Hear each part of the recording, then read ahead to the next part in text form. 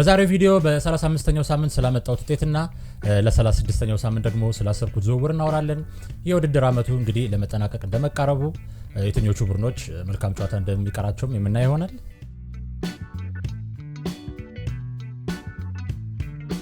ሰላም ጋይስ፣ ሀላል ማህሪ ነኝ። ይሄ ደግሞ ኤፍሲኤፍፒኤል ኢትዮጵያ ነው። እንኳን ወደ ቻናላችን መጣችሁ። ወደ 35ኛው ሳምንት ቡድኔና ውጤት ሲሄድ እንግዲህ 45 ነጥብ ማምጣት ችያለሁ። ይህም ውጤት ኦቨርኦል ራንኬን እንግዲህ ከ9000 ወደ 10000 ዝቅ እንዲል አድርጓል።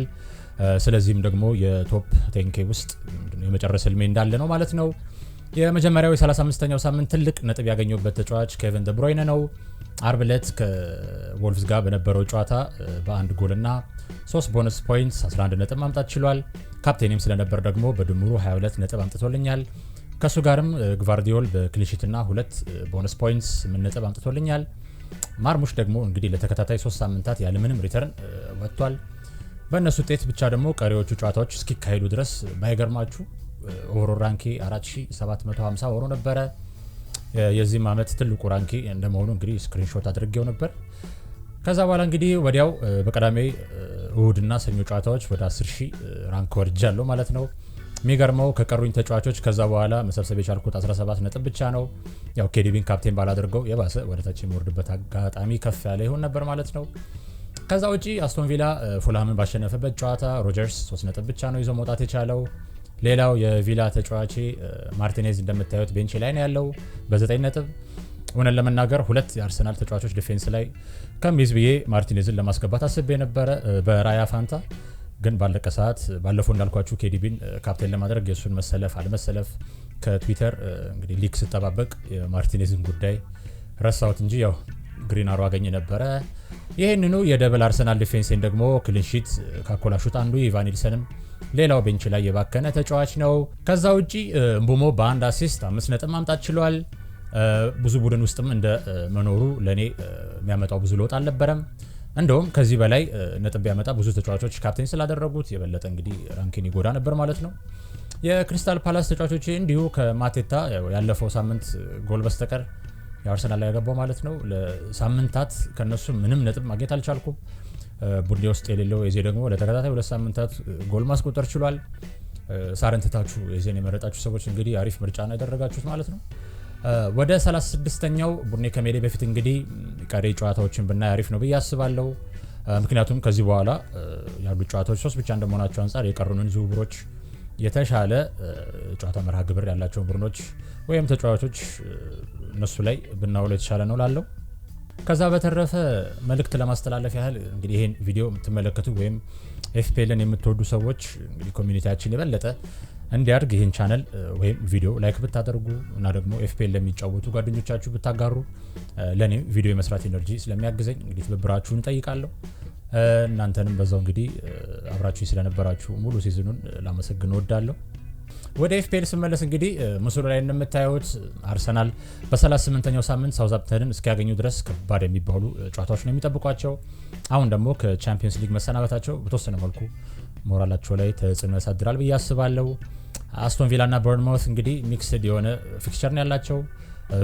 ቪላ ምናልባት በ37ኛው ሳምንት ከስፐርስ ጋር በሜዳቸው የሚያደርጉት ጨዋታ ከቀሪዎቹ ጨዋታዎቻቸው ታርጌት ማድረግ የምንችለው ፊክስቸር ነው።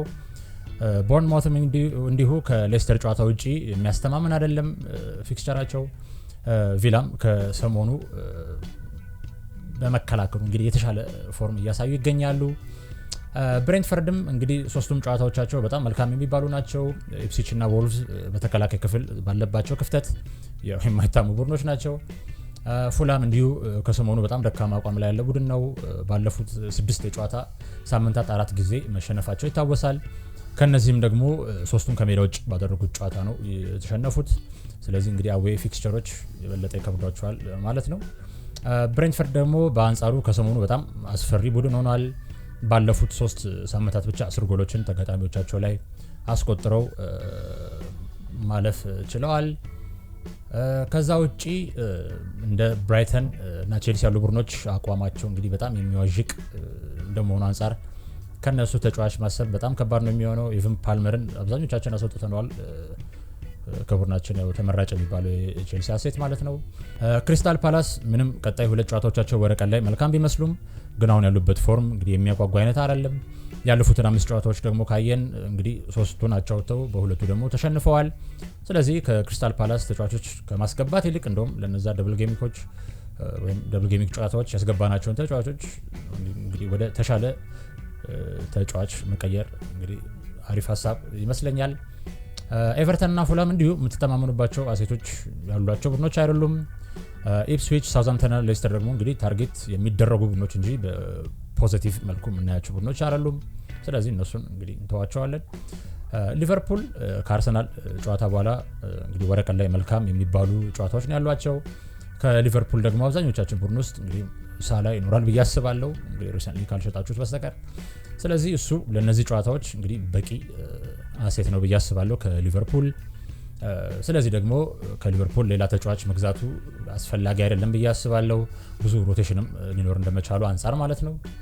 ሌላው ሲቲ በጣም መልካም የሚባሉ ጨዋታዎች ነው ያሏቸው። ብቸኛ ሊከብዳቸው ይችላል ወይም ያስቸግራቸዋል ብዬ የማስበው በ37ኛው ሳምንት ከቦርንማውዝ ጋር የሚያደርጉት ጨዋታ ነው። ወይም ቦርንማውዝ የበለጠ ሊፈትኗቸው ይችላሉ ብዬ አስባለሁ ከሌሎቹ ቡድኖች። ግን ደግሞ የኬዲቢ ወደ ምርጥ አቋሙ መመለስ፣ የሃላንድ መመለስ እና ደግሞ ሮድሪ እንግዲህ ውድድሩ ከማለቁ በፊት ወደ ሜዳ ሊመለስ እንደሚችል መነገሩ በተወሰነ መልኩ ሲቲን ከተመራጭ ቡድኖች የተሻለ ያደርጓል ብዬ አስባለሁ በግሌ። ዩናይትድ ደግሞ እንግዲህ ከሰሞኑ እንዳየነው በወጣት ተጫዋቾች ነው እየተጫወተ ያለው።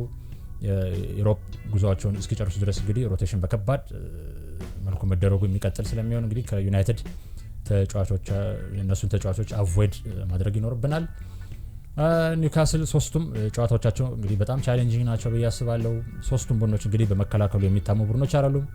ምናልባት በሜዳቸው የሚያደርጓቸው ጨዋታዎች ለነሱ እንግዲህ ፌቨር ልናደርግ እንችላለን። ግን የኢሳቅም እንግዲህ የጎል ማግባት ጉዞ መቀነሱና የተሻለ መርሃ ግብር ያላቸው ቡድኖች እንደመኖራቸው አንጻር በግሌ ከነሱ ተጫዋች ማስገባት አሪፍ ሀሳብ ነው ብዬ አላምንም።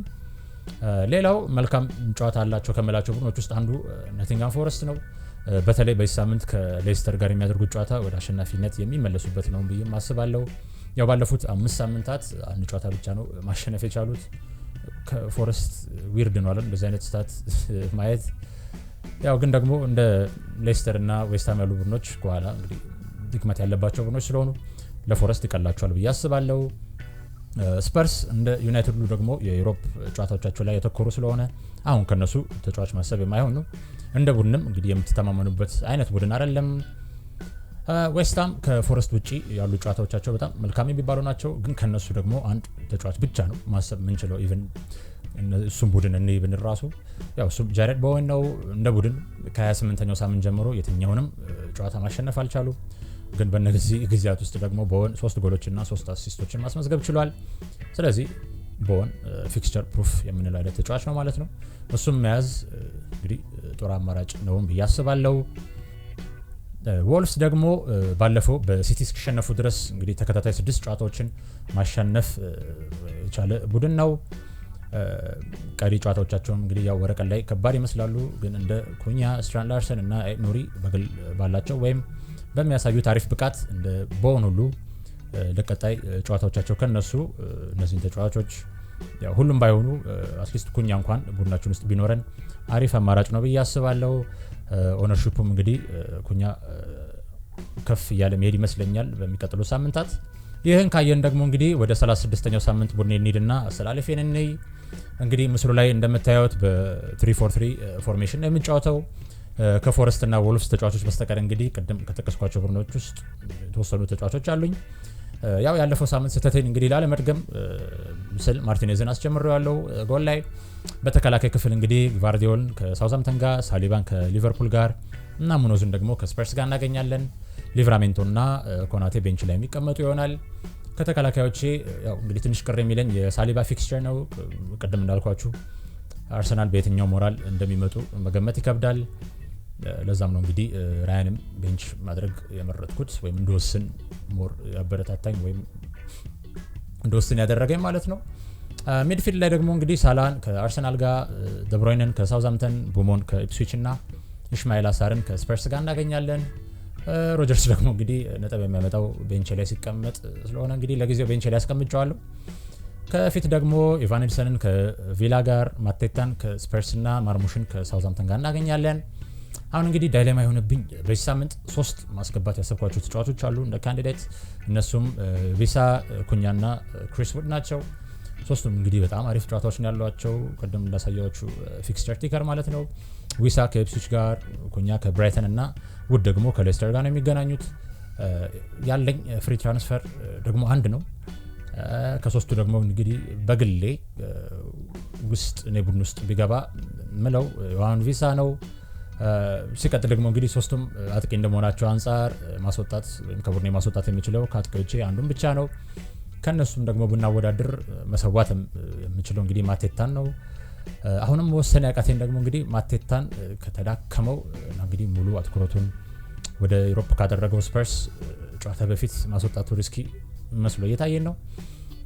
ግን እንግዲህ የጨዋታ ሰዓቱ እንደመቀነሱና ሌሎች የክሪስታል ፓላስ ተጫዋቾች ቡድኔ ውስጥ እንደመኖራቸው እሱን አስወጥቼ በቀዳሚነት ቪሳን እንደ ባካፕ ደግሞ ኩኛን ማስገባቴ ለጊዜው ከ50% በላይ ነው ማለት ይቻላል።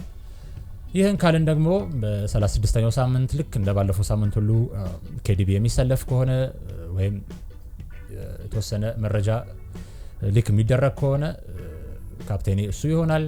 ቫይስ ካፕቴን ሲሆን ደግሞ ቡሞ ላይ አደርገዋለሁ። ያው ደብሮይነ ደግሞ ጀምሮ ማይጫወት ወይም ተቀይሮ መሀል ጨዋታ ላይ የሚገባበት አጋጣሚ ካለ ካፕቴኔ ቡሞ ይሆናል ማለት ነው።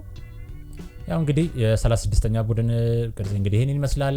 አዲስ ነገር ካለ ወይም ቡድን ላይ ለውጥ የማደርግ ከሆነ እንግዲህ የቴሌግራም ቻናል ላይ አሳውቃችኋለሁ። እናንተም እንግዲህ ስለ ቡድናችሁ ከኔ ጋር ሆነ እርስ በርስ እንግዲህ መወያየት የምትፈልጉ ከሆነ ከስር በማስቀመጥላችሁ ሊንክ የቴሌግራም ቻናልን ጆይን በማድረግ መሳተፍ ትችላላችሁ። እዚሁ ቻናል ላይም የተለያዩ ስታቶችን ፖስት የማደርግላችሁ ይሆናል። ቪዲዮ ከተመቻችሁ ደግሞ እንግዲህ ሰብስክራይብ በማድረግ ቤተሰባችን መሆን እንዳትረሱ። ሀሳብ፣ ጥያቄ፣ አስተያየትም ካላችሁ ደግሞ ከታች ኮሜንት ላይ አስቀምጡልኝ።